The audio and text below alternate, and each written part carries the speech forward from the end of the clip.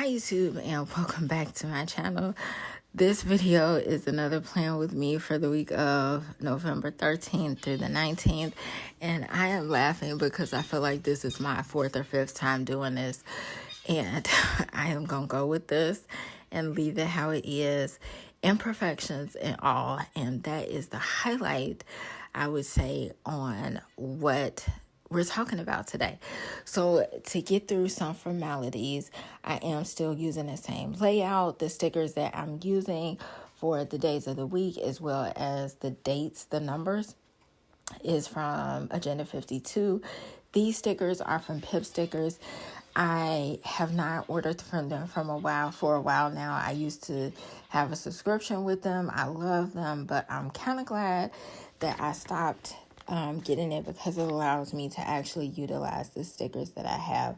And as you will always hear me say, I never want to be wasteful and I want to use from my own stash. I'll even kind of jump ahead, and when you see me add in the washi tape that's gold and sparkly, I feel like it just brings everything together. This spread was so important for me and I was so happy about it. Not so much of the stickers that were laid down, but just the intention and the inspiration behind it.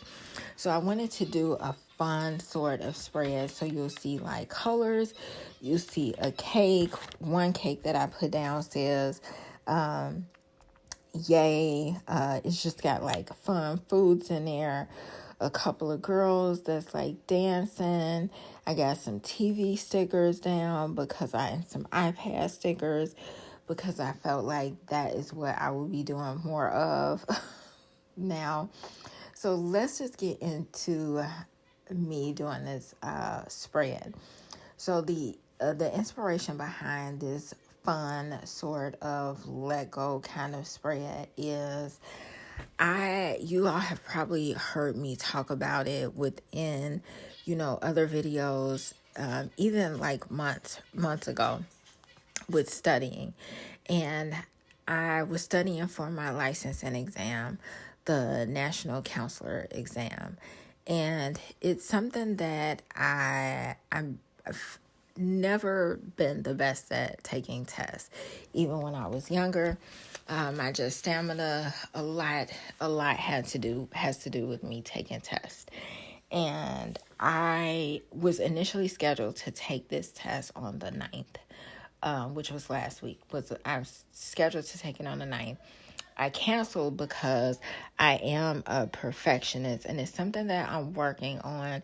But what comes with that for me is if it's a thought that I might fail at something, I just won't do it. And I know it sounds so bad, especially with the field that I'm in.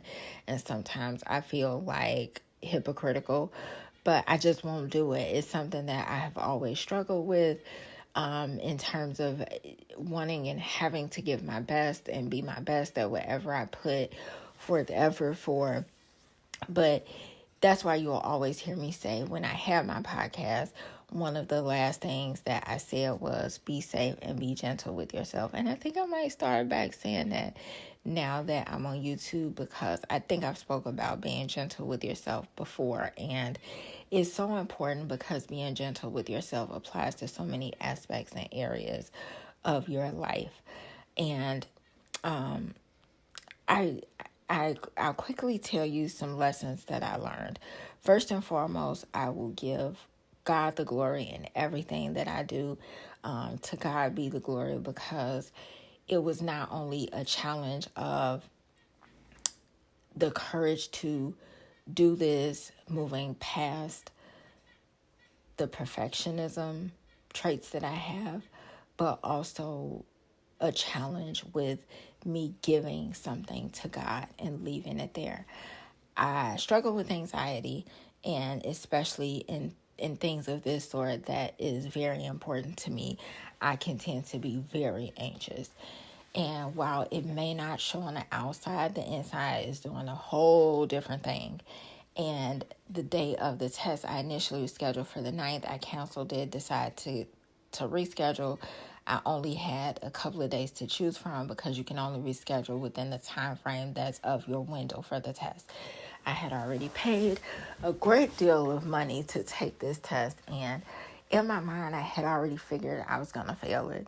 So I said I might as well go through with it because I lost money if I don't do it. I lost the money if I do it and fail. And initially, I thought I was able to cancel the exam and get a refund after talking to people, and they told me that. It come to find out I wasn't going to get a refund. So therein lied the choice that I had. So I canceled it, rescheduled it, canceled it, rescheduled it. And the fact that I was taking it a day earlier than what I initially expected to anyway was nerve-wracking to start with. And the day of the test, I literally was all calm because I had totally given up. I had struggled and wrestled with the anxiety for so long. I had already beaten myself up so bad for not being consistent, disciplined, and showing a level of self-control to be able to dedicate the time that I needed to study for it. I mean, I was through the ringer, and this was all by myself in my head. You know, it was just me, myself, and I that I was going through this with before I realized that I never invited God into my situation. I'll admit it was times that I thought I did, and I'll be honest and saying like, oh, I prayed about it and I called myself giving it to him. But I realized I didn't because I was still taking it back. I was still taking on that responsibility. I was still taking on that worry. And I was exhausted.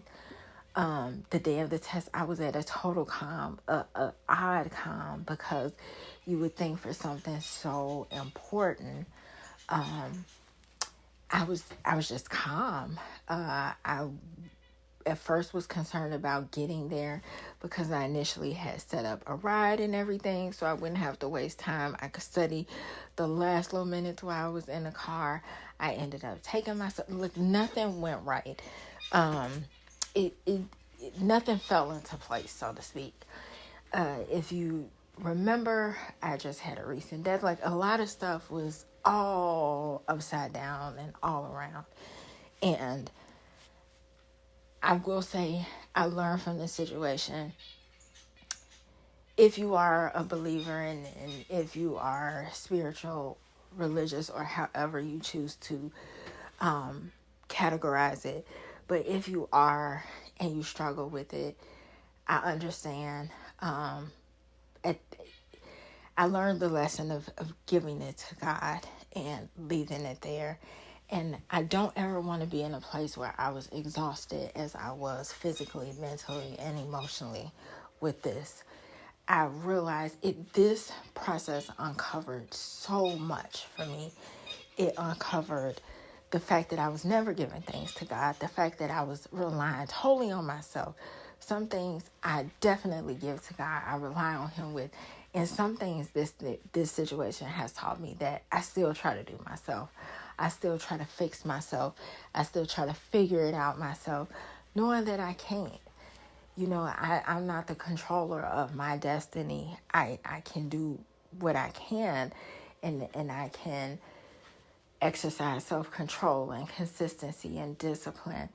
But I'm not the ultimate controller of my life in that aspect of the whole realm like that. And I can't do this alone. We need other people, but we also need God. If you're a believer, and that's, you know, so if that's something that you believe in, and that was a huge lesson for me. I also learned that not everyone that I thought was in my corner necessarily was, because being a perfectionist, I don't ask for help often because I'm just so used to doing it on my own, because it has to be a certain way. I have to do this, I have to do that. So whenever I do ask for help, it's very rare and far in between. And I was realizing that I wasn't getting the support that I felt like I needed, the support that I felt like I've given out on so many other occasions. And it was hurtful. I'll admit it was extremely hurtful because I couldn't understand it. And the worst part about it is I didn't have time to figure it out either, because I was already in crisis mode. So it wasn't, I didn't have time to figure it out. I didn't have time to truly be in my feelings about anything. And I also realized another thing it uncovered is the lack of prioritizing myself. I realized when I wish I could have studied more or dedicated more time to it, it's because I prioritized others and other things ahead of my own goals and what I wanted to do. So I learned huge lessons, huge lessons in this. I definitely need to work on control, self-control, discipline, and consistency. But I passed, and I am so grateful for it. But I'm more so grateful because of the lessons that I learned that I know will change how I move in life going forward.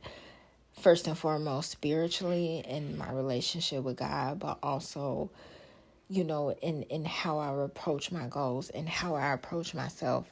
And I'm being honest, I was very much abusive to myself, I'd say, because I beat myself up so bad with, you should have studied more, you should have done this, you knew better, you should, like, I beat myself up so bad, and I was so negative with myself. Like, I didn't even give myself a chance. My mother told me at one point, she said, but Toya, you could pass it. And I immediately said, well, yeah, it's a small chance of that, but I doubt that would happen. It's a very small chance of that. Like, everything, it was negative, everything. I had beat myself up so bad. Appreciate yourself even within your imperfections. Appreciate yourself even within your shortcomings. Appreciate yourself because God appreciates you. God is okay with is God is okay with our imperfections, and being able to be open with God in that sense of truly what I was struggling with, and the cover being thrown off of the whole perfectionism thing, the cover being removed, the blinders off with it, and me having to confront it head on. I thank God He gave me the courage to go through this, even though I was scared. The courage of, even though I was facing possible failure, the courage of looking at my shortcomings, looking at the mistakes that I saw along the way, and the things that I should have prioritized and what I didn't. So it was a very humbling experience. I wouldn't change anything for it, because I believe through this, my relationship with God got closer, because I view things differently now. I'll be the first to say, in all honesty, is this something I will be challenged with in the future? Most definitely, because I've been in this mode since, if I'm being honest, I was in grammar school when a lot of things first started for me, even with being in grammar school. And I won't even get on that, but that's the story for another day. But it started at a very young age, and being in an environment where I felt like I had to prove myself, or I had to be the best of the best because of how I looked. And you are enough. If no one has ever told you you are enough, just how you are, imperfections and all, because God loves us that way. And we'll always be on a quest or a journey to be a better person than we are. Does that mean we have to beat ourselves up along the way? Not at all. If anything, love on yourself more. Love on yourself a little tighter. Give yourself that extra, the cushion and allowance and grace that you would give anyone else or tell anyone else to do. Do it to yourself. I'm beyond thrilled and over the moon. I'm still in shock. You get the test results right after the facility that I tested at. I got the test results right after. I was very much nervous to look at it. When I did, the security guard that was in the hallway when I was leaving the building asked me, "Are you okay?" And I was like, yeah, I think I'm passed. And he was like, well, that's good. But I still had this shock. I was even fanning myself at one point because I couldn't believe it. So believe in yourself, be gentle with yourself, allow yourself to make mistakes and learn from them. Embrace your imperfections and don't feel like you have to do this thing alone. We all need someone, and it's okay. Trauma will tell us it's not okay, but it's okay. Thank you all so much for watching, and I'll see you all in the next video. Bye-bye.